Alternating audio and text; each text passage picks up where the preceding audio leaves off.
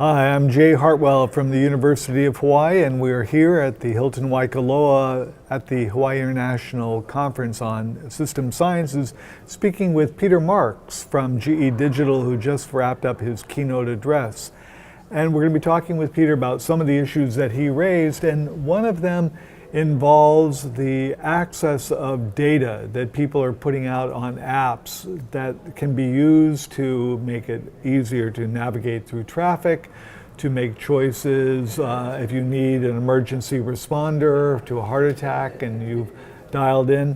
Where do you see that trend going, and how might that impact the system sciences world?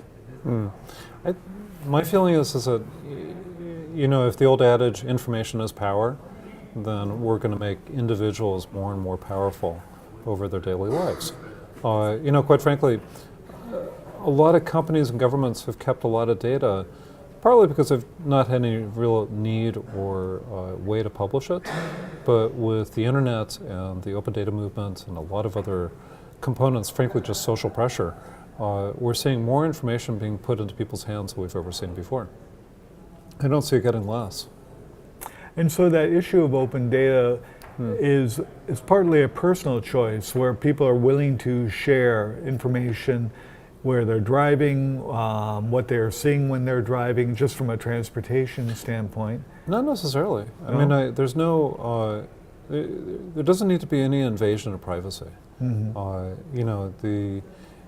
For example, what happens when people use an app like Waze, for example, they have a relationship with Google, who owns Waze. That's between them and Google. The data that is shared with a city government, for example, or a transportation agency doesn't include any personally identifiable information. There's no need for it. And similarly, when the data comes from an official source, like from, let's say, the city or a transportation agency or government, to that individual, then actually the city identifies that the information is being provided by the government. And that is appropriate. But there's no reason for, I don't know of any reason why you would feel like you had to share your driving habits with government. Earlier you were talking about information being power, and in that power we can liberate ourselves with that knowledge. I guess the concern is how that information may be used by other entities. Right. And so Google, as large as it has become, and having access to all this data that we're sharing with them, in a sense has acquired a lot of power through that information that it collects. And then it may or may not choose to share that with government entities that can provide a service. Right. So are there any trends, I know from a First Amendment standpoint, worrisome about government intrusions into personal data? Do you see any trends either where Google corporations are becoming more powerful, or people need to be concerned about that, or are there enough safeguards in place that we need not fear a Minority Report? Well, I don't know of any safeguards that are in place about companies acquiring too much information. And you have to make a decision, you as an individual have to make a decision about how much data you're willing to share with companies. Full stop. When it comes to governments, well, we elect governments and we pay governments. You can make a separate set of decisions there. How can I best put it? When it comes to sharing personally identifiable information from, let's say, a corporation to a government, that happens in a public safety context. But outside of that, I don't know of any other examples. So. In your talk, you addressed how drivers in Los Angeles using data that is collected via Waze are able to make choices to ease their movement around the city. And that, I believe it was the Pulse app, which enables people in Los Angeles to find people who can perform CPR if there's a heart attack taking place within the proximity. I don't know how much of those, I know Waze is private, but are there other city-sponsored apps that Los Angeles has provided direction to other municipalities that may be applicable, whether it be in Kansas or Iowa or other cities? I think it's one of those things that it's very hard. PulsePoint is an app that was done by a nonprofit, the PulsePoint Foundation. Waze is a private company. It's owned by Google. It's published by Google. LA has published a couple of apps. One for 311, things like that. But it's hard to ask the taxpayers for one city to work on behalf of other cities. I don't know how you would feel about your taxpayer dollars that you pay for your local city benefiting, I don't know, Wichita, Kansas or something like that. However, that said, what we did in LA was that we did do a number of open source contributions. So anybody can use this, including other cities or governments or people or whomever. And in terms of the data, it's just published. Anybody can use it for anything. From that standpoint, where anybody could, but what type of infrastructure does a municipality need in order to make that happen? LA was voted the best digital city in the US in 2014, and still is highly ranked in that way. But many cities do not have that infrastructure. Right. And so what are those transition challenges besides cost or the technical infrastructure? Well, we didn't spend very much money on any of this. It's very hard to spend money on technology versus, let's say, fixing a pothole. But the data that was published to the Open Data Portal, that data was collected and published, but it wasn't created specifically for open data. Meaning that there's lots and lots of data that governments have and entities have. We simply published it onto the net, which is not very expensive. So across the US, there's about 2 million different data sets. You could just go to data.gov and you can search for anything. So. And one of the other issues raised is the willingness to encourage people to share their data. So to let them know that they can be a first responder, or that for the Pulse Project or things like that. And do you find that some cities are more apt to develop those volunteers, or what efforts do cities do or nonprofits do to try to encourage that kind of sharing of? But I think it's kind of up to. It's kind of up to what your community spirit is, if you will, for that sort of thing. PulsePoint, which is the CPR app, is pretty straightforward. If you know CPR and you have the app, then it will let you know if there's somebody who needs CPR, or an AED, which is great. And they have a nonprofit that they raise money and they do a certain amount of publicity and marketing and all the rest of it. And they have relationships with fire departments all over the place.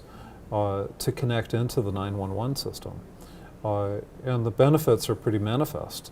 It lowers the cost of providing emergency services. It makes emergency services that much more accessible. It gives a sense of purpose to people who are willing to do CPR. That's great. What's to argue with, if you will? And in that sense, perhaps because it's Los Angeles, the city itself was more open to doing that. Do you find that apps or access to data results in behavioral changes in cities that might not have been as open to that possibility? I've never worked for any other city, so I don't know. Okay. One of the things, and not having much expertise in this area that I don't know about, is in terms of the cost to a city for managing all of this data. I know that some of it is privately provided in terms of Google and Waze, but are there other areas where cities need to be looking ahead in order to manage or use this data in such a way that is affordable? Or is that something that the hardware people still need to be working on?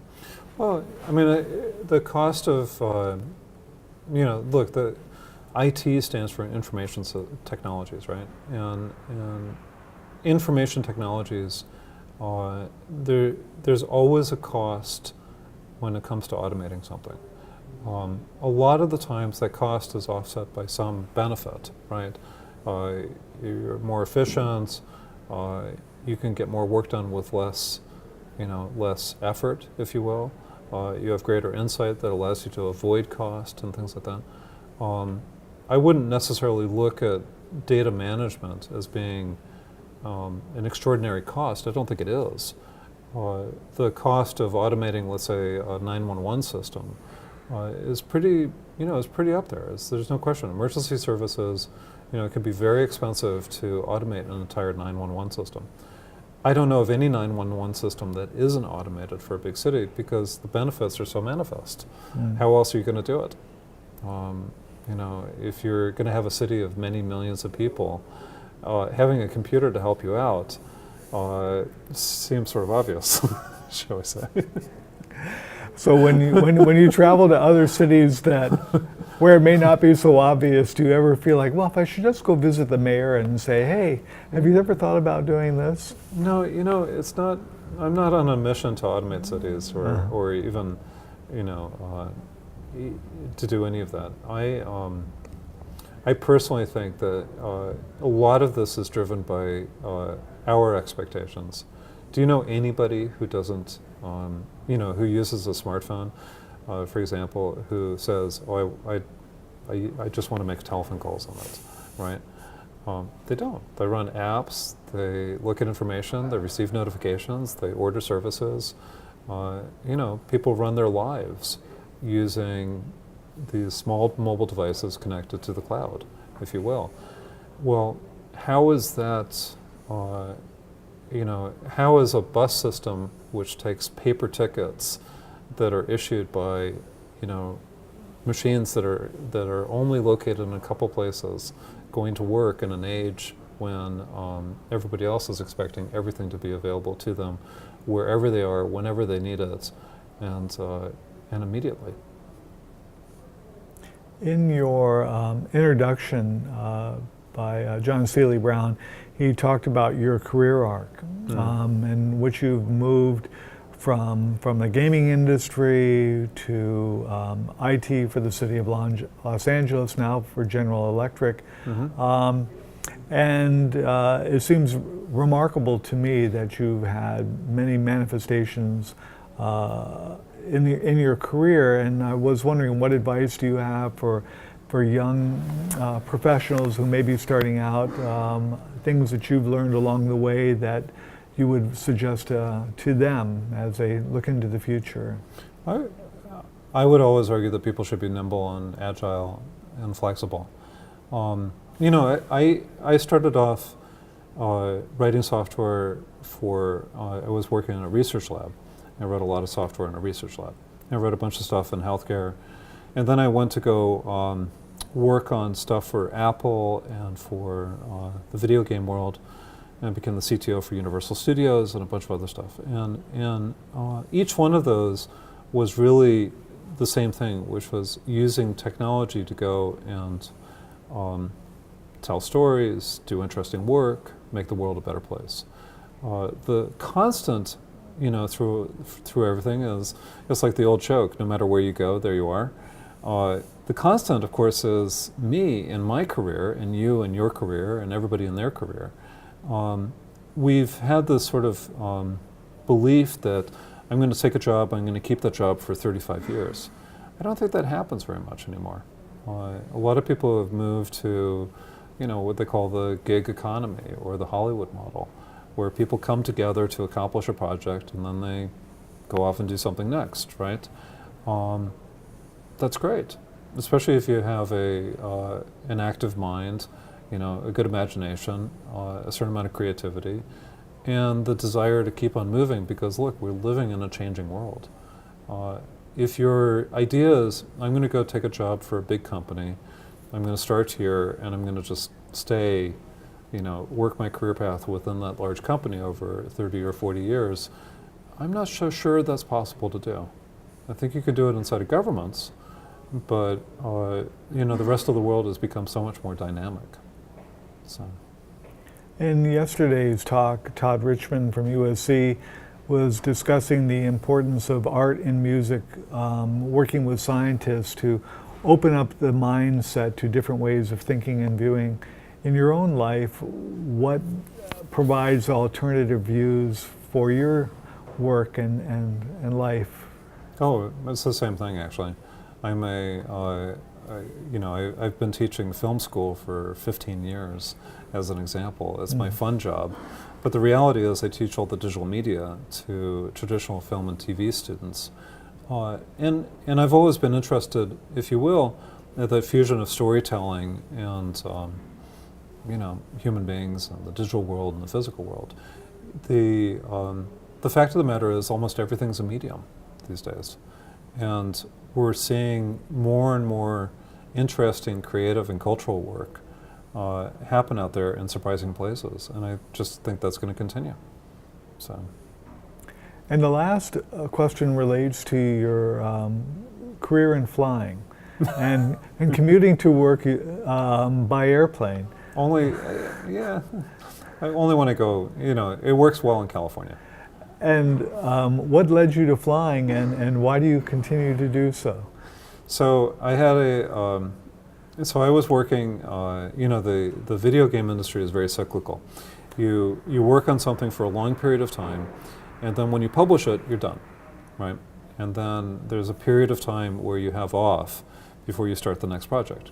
And the same thing is true in movies or books. The same thing is true with software projects and everything else. I don't do so well in those off periods. And one day my boss looked at me and said, "You need a hobby." And so I'm like, "Yeah, I do." So I went off and I always liked flying. So I went and did my pilot's license. This is like 30 years ago. And what's to argue? It's the same as anything else. It's just a mode of transportation to make life easier. So. And any experiences from flying that are applicable to a life in technology? It's amazing the number of engineers I know who fly. So, but it's just it's a same thing with physicists and music. I know a ton of musicians, a ton of physicists who play music. There are these affinities that you find in the world. And so what is the affinity between flying and your work? Well, there isn't really that much of one, other than, aviation as a system. It's fun. It's got its own thing. I fly, I fly gliders, for example. It's just like sailing. It's very, a three-dimensional chess game, if you will.